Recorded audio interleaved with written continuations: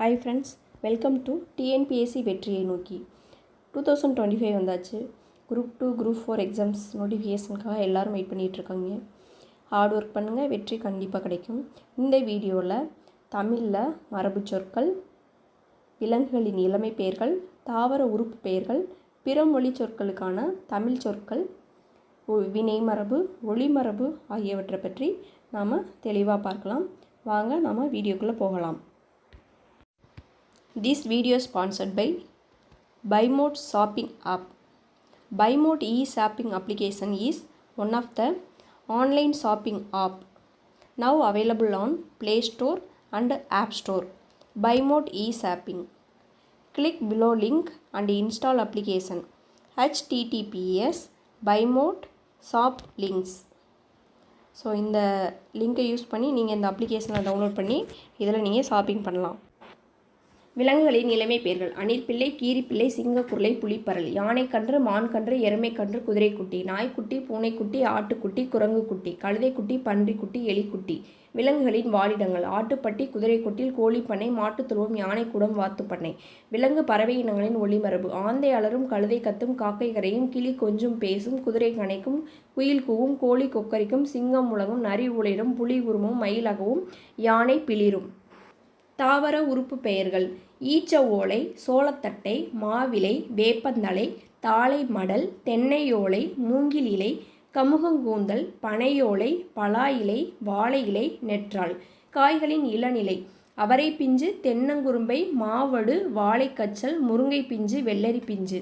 செடி கொடி மரங்களின் தொகுப்பிடம்: ஆலங்காடு, கம்பங்கொல்லை, பனந்தோப்பு, சவுக்குத்தோப்பு, சோளக்கொல்லை, பலாத்தோப்பு, தென்னந்தோப்பு, தேயிலை தோட்டம், பூந்தோட்டம்.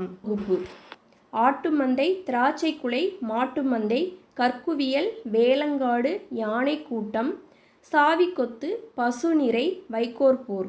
பொருளுக்கேற்ற வினைமரபு: சோறு உண், பழம் தின், கோலமிடு, தீமூட்டு, நீர்க்குடி, பாட்டுப்பாடு, தயிர்கடை, படம் வரை.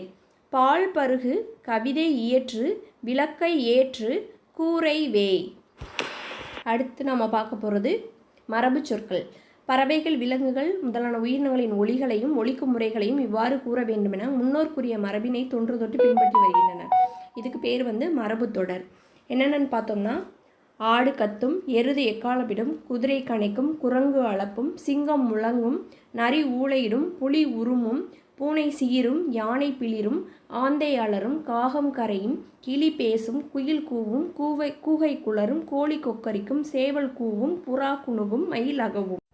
அடுத்தது வினை மரபு: அம்பு எய்தார், ஆடை நெய்தார், உமி கருக்கினாள், ஓவியம் புனைந்தான், கூடை முடைந்தார், சுவர் எழுப்பினான், செய்யுள் இயற்றினான், சோறு உண்டான், தண்ணீர் குடித்தான், பால் பருகினாள், பூ பறித்தாள், மரம் வெட்டினான், மாத்திரை விழுங்கினான், முறுக்கு தின்றான்.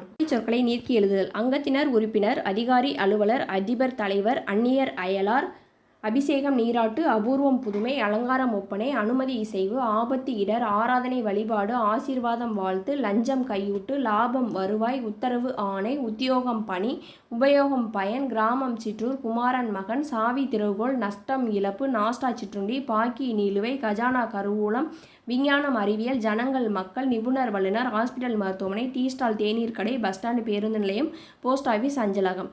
தேங்க்யூ.